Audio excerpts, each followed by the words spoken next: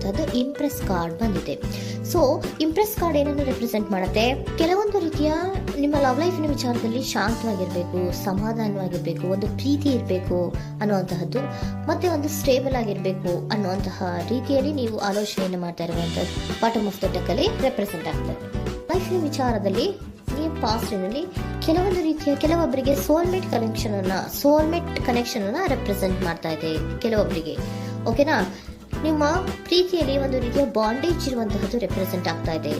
ಹಾರ್ಮೋನಿಗಳು ಇರುವಂತಹದ್ದು ರೆಪ್ರೆಸೆಂಟ್ ಆಗ್ತದೆ ಕೆಲವೊಬ್ಬರಿಗೆ. ಓಕೆನಾ? ಮತ್ತೆ ಕೆಲವೊಬ್ಬರಿಗೆ ನಿಮ್ಮ ಲವ್ ಲೈಫ್ನ ವಿಚಾರದಲ್ಲಿ ಥರ್ಡ್ ಪಾರ್ಟಿ ಸಿಚುಯೇಷನ್ ಅನ್ನ ರೆಪ್ರೆಸೆಂಟ್ ಆಗ್ತಾ ಇದೆ. ಓಕೆನಾ? ಥರ್ಡ್ ಪಾರ್ಟಿ ಸಿಚುಯೇಷನ್ಸ್ ಅನ್ನ ರೆಪ್ರೆಸೆಂಟ್ ಮಾಡ್ತದೆ ನಿಯರ್ ಪಾಸ್ಟಿನಲ್ಲಿ ನಿಮಗೆ. ನೆಕ್ಸ್ಟ್ ಕಾರ್ಡ್ ಬಂದಿರುವಂತಹದ್ದು ಪೇಜ್ ಆಫ್ ಸೋರ್ಟ್ಸ್ ಬಂದಿದೆ. ಥರ್ಡ್ ಕಾರ್ಡ್ ಬಂದಿರುವಂತಹದ್ದು ಯಾವುದು? ನಿಮಗೆ ಪೇಜ್ ಆಫ್ ಸೋರ್ಟ್ಸ್ ಬಂದಿದೆ. ಸೊ ಕ್ಯೂರಿಯಾಸಿಟಿ ಇದ್ದಂತಹ, ನಿಮ್ಮ ಲವ್ ಲೈಫಿನ ವಿಚಾರದಲ್ಲಿ ಒಂದು ಕ್ಯೂರಿಯಾಸಿಟಿ ಇದ್ದಂತಹ, ಒಂದು ರೀತಿಯ ಬಾಂಡೇಜ್ ಇದ್ದಂತಹ, ಸ್ವಲ್ಪ ನೀವು ಮಾತಾಡಿರುವಂತಹ ಸಾಧ್ಯತೆಗಳು ರೀಸೆಂಟ್ ಪಾಸ್ಟ್ ನಲ್ಲಿ ರೆಪ್ರೆಸೆಂಟ್ ಆಗ್ತಾ ಇದೆ.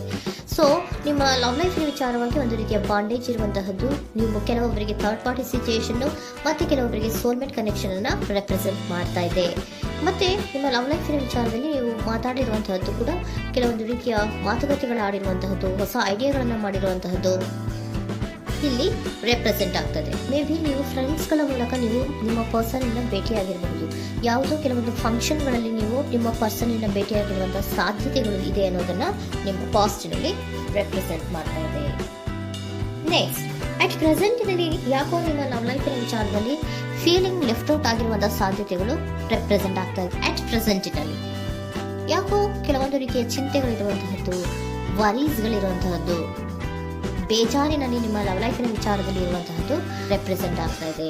ಯಾಕೆ ಅಂದ್ರೆ ನಿಮ್ಮ ಲವ್ ಲೈಫಿನ ವಿಚಾರವಾಗಿ ಕೆಲವೊಂದು ರೀತಿಯ ಬದಲಾವಣೆಗಳಾಗ್ತಾ ಇರುವಂತಹದ್ದು ರೆಪ್ರೆಸೆಂಟ್ ಆಗ್ತಾ ಇದೆ. ಯಾಕೋ ಕೆಲವೊಂದು ಚೇಂಜಸ್ಗಳಾಗ್ತಾ ಇರೋದ್ರಿಂದ ನೀವು ಬೇಜಾರಿನಲ್ಲಿ ಇರುವಂತಹದ್ದು, ನಿಮ್ಮ ಲವ್ ಲೈಫಿನ ವಿಚಾರವಾಗಿ ಯಾಕೋ ಪರಿಸ್ಥಿತಿಗಳು ಅಷ್ಟು ಚೆನ್ನಾಗಿಲ್ಲದೆ ಇರುವಂತಹದ್ದು ರೆಪ್ರೆಸೆಂಟ್ ಆಗ್ತಾ ಇದೆ. ಯಾಕೋ ಕೆಲವು ಬದಲಾವಣೆಗಳು, ಚೇಂಜಸ್ಗಳು ಆವಾಗಿಂದ ಆವಾಗಲೇ ಆಗ್ತಾ ಇರುವಂತಹದ್ರಿಂದ ನಿಮಗೆ ಬೇಜಾರಾಗಿರುವಂತಹದ್ದು ರೆಪ್ರೆಸೆಂಟ್ ಆಗ್ತಾ ಇರೋದು. ಮತ್ತೆ ಥರ್ಡ್ ಕಾರ್ಡ್ ಬಂದಿರುವಂತಹದ್ದು ಕ್ವೀನ್ ಆಫ್ ವ್ಯಾಂಡ್ಸ್ ಬಂದಿದೆ. ಸೊ ಕ್ವೀನ್ ಆಫ್ ವ್ಯಾಂಡ್ಸ್ ಏನಕ್ಕೆ ನಿಮಗೆ ಪದೇ ಪದೇ ಚೇಂಜಸ್ಗಳಾಗ್ತಾ ಇದೆ? ಆ ಚೇಂಜಸ್ಗಳಿಂದ ಯಾಕೋ ಕೆಲವೊಂದು ರೀತಿಯ ವೇರಿಯೇಷನ್ಗಳು ಆಗ್ತಾನೆ ಇರೋದ್ರಿಂದ ನಿಮಗೆ ಬೇಜಾರಾಗ್ತಾ ಇದೆ.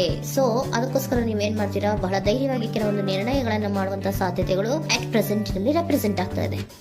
ಬಹಳಷ್ಟು ಧೈರ್ಯದಿಂದ ಇಂಡಿಪೆಂಡೆಂಟ್ ಆಗಿ ಕೆಲವೊಂದು ನಿರ್ಣಯಗಳನ್ನ ಮಾಡಬೇಕು ಅನ್ನುವಂತಹ ಆಲೋಚನೆಗಳನ್ನ ಮಾಡ್ತಾ ಇರುವಂತದ್ದು ರೆಪ್ರೆಸೆಂಟ್ ಆಗ್ತಾ ಇದೆ. ಯಾಕೆ ಅಂದ್ರೆ ಆವಾಗಿನವಾಗೆ ನಿಮ್ಮ ಲವ್ ಲೈಫಿನ ವಿಚಾರದಲ್ಲಿ ತುಂಬಾ ಏರುಪೇರುಗಳಾಗ್ತಾ ಇರೋದ್ರಿಂದ ಆ ವಿಚಾರದಲ್ಲಿ ಸ್ವಲ್ಪ ಬೇಜಾರುಗಳು ಇರುವಂತದ್ದು ರೆಪ್ರೆಸೆಂಟ್ ಆಗ್ತದೆ. ಇನ್ ಇಮಿಡಿಯೇಟ್ ಫ್ಯೂಚರಿನಲ್ಲಿ ಯಾಕೋ ನೀವು ಕೆಲವೊಂದು ವಿಚಾರಗಳಲ್ಲಿ ನೋಡಿ ಆತಂಕ ಪಡ್ತಾ ಇರುವಂತಹ, ಎಗೇನ್ ಬೇಜಾರನ್ನ ಪಡ್ತಾ ಇರುವಂತಹದ್ದು, ನಿದ್ರಾಹೀನತೆಯನ್ನ ಮಾಡ್ಕೋತಾ ಇರುವಂತಹದ್ದು, ಸ್ಟ್ರೆಸ್ಸಿನಲ್ಲಿ ಇರುವಂತಹದ್ದು ರೆಪ್ರೆಸೆಂಟ್ ಆಗ್ತಾ ಇದೆ. ಕೆಲವೊಂದು ನಿರ್ಣಯಗಳನ್ನು ತಗೊಳ್ಳುವಂತಹ ಸ್ಟ್ರೆಸ್ಗಳಲ್ಲಿ ಇರುವಂತಹದ್ದು ಕೆಲವೊಬ್ಬರಿಗೆ ಯಾಕೋ ಇಮಿಡಿಯೇಟ್ ಫ್ಯೂಚರ್ ನಲ್ಲಿ ಕೂಡ ರೆಪ್ರೆಸೆಂಟ್ ಆಗ್ತಾ ಇದೆ. ಆದ್ರೆ ಫ್ಯೂಚರ್ ನಲ್ಲಿ ನೀವು ಏನ್ ಮಾಡ್ಬೇಕಾಗಿತ್ತು? ಸೊ ಕ್ವಿಕ್ ಥಿಂಕಿಂಗ್ ಅನ್ನ ಮಾಡಬೇಕಾಗಿತ್ತು. ಕೆಲವು ವಿಚಾರಗಳ ಬಗ್ಗೆ ನೀವು ಫೋಕಸ್ ಅನ್ನ ಮಾಡಬೇಕಾಗಿತ್ತು. ಏನಾಗ್ತಾ ಇದೆ ನಮ್ಮ ಲವ್ ಲೈಫಿನ ವಿಚಾರದಲ್ಲಿ ಅನ್ನೋದನ್ನ ಫೋಕಸ್ ಅನ್ನ ಮಾಡಿದ್ರೆ ನಿಮ್ಮ ಲವ್ ಲೈಫಿನ ವಿಚಾರದಲ್ಲಿ ಕೆಲವೊಂದು ರೀತಿಯ ಫುಲ್ಫಿಲ್ಮೆಂಟ್ಗಳು, ಸಮಾಧಾನಗಳು, ಖುಷಿಗಳು ಇರುತ್ತೆ.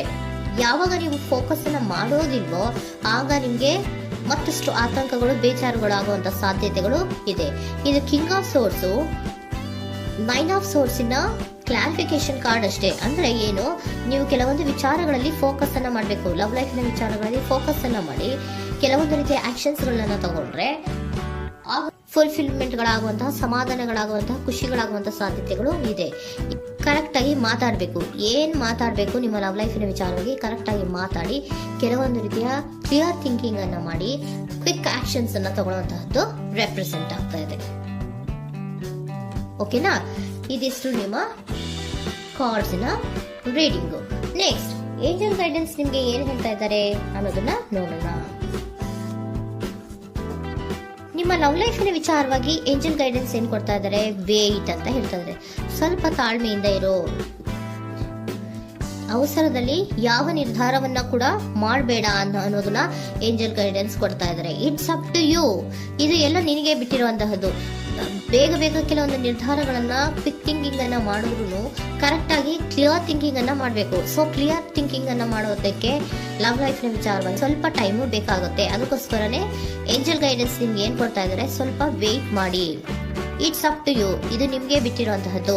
ಪರ್ಫೆಕ್ಟ್ ಟೈಮಿಂಗ್, ಕೆಲವೊಂದು ವಿಚಾರಗಳಿಗೆ ಪರ್ಫೆಕ್ಟ್ ಟೈಮಿಂಗ್ ಅನ್ನೋದು ಅಥವಾ ಡಿವೈನ್ ಟೈಮಿಂಗ್ ಅನ್ನೋದು ಬರಬೇಕು. ಆಗ ಕೆಲವೊಂದು ನಿರ್ಣಯಗಳನ್ನ ಮಾಡಬಹುದು. ಸ್ವಲ್ಪ ನೀವು ಈಗ ಯಾವುದೇ ರೀತಿಯ ಅವಸರದ ನಿರ್ಧಾರಗಳನ್ನು ಮಾಡೋದು ಬೇಡ ಅಂತ ಹೇಳ್ತಾ ಇದ್ದಾರೆ. ಓಕೆ, ಸರೆಂಡರ್ ಕಾರ್ಡ್ ಏನ್ ಹೇಳ್ತಾ ಇದ್ದಾರೆ ಅನ್ನೋದನ್ನ ನೋಡೋಣ. So surrender, frustration doesn't open any doors.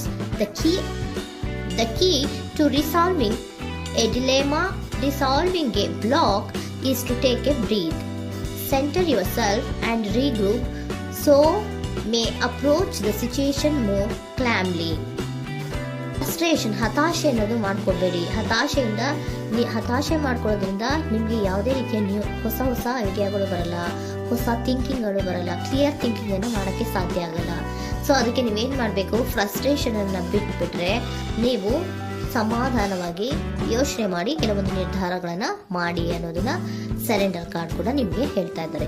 So ನಿಮ್ಮ ಲವ್ ಲೈಫಿನ ವಿಚಾರದಲ್ಲಿ ಈಗ ಸ್ವಲ್ಪ ನಿಮ್ಗೆ ಬೇಜಾರುಗಳಿರುವಂತಹದ್ದು, ಕೆಲವೊಂದು ಬದಲಾವಣೆಗಳು, ವೇರಿಯೇಷನ್ಗಳು ಆಗ್ತಾ ಇರುವಂತದ್ದು ರೆಪ್ರೆಸೆಂಟ್ ಆಗ್ತಾ ಇದೆ. ಸೊ ನಿಮ್ಮ ಲವ್ ಲೈಫಿನ ವಿಚಾರಕ್ಕೆ ಫ್ಯೂಚರಿನಲ್ಲಿ ಕೆಲವೊಂದು ಆಕ್ಷನ್ಸ್ ಅನ್ನ ತಗೋಬೇಕಾದ್ರೆ ಸ್ವಲ್ಪ ವೇಟ್ ಮಾಡಬೇಕು, ಕ್ಲಿಯರ್ ಆಗಿ ಥಿಂಕ್ ಮಾಡಬೇಕು, ಅದರಲ್ಲಿ ಆಕ್ಷನ್ಸ್ ಅನ್ನ ತಗೋಬೇಕು ಅನ್ನೋದನ್ನ ಹೇಳ್ತಾ ಇದ್ದಾರೆ. ಓಕೆನಾ?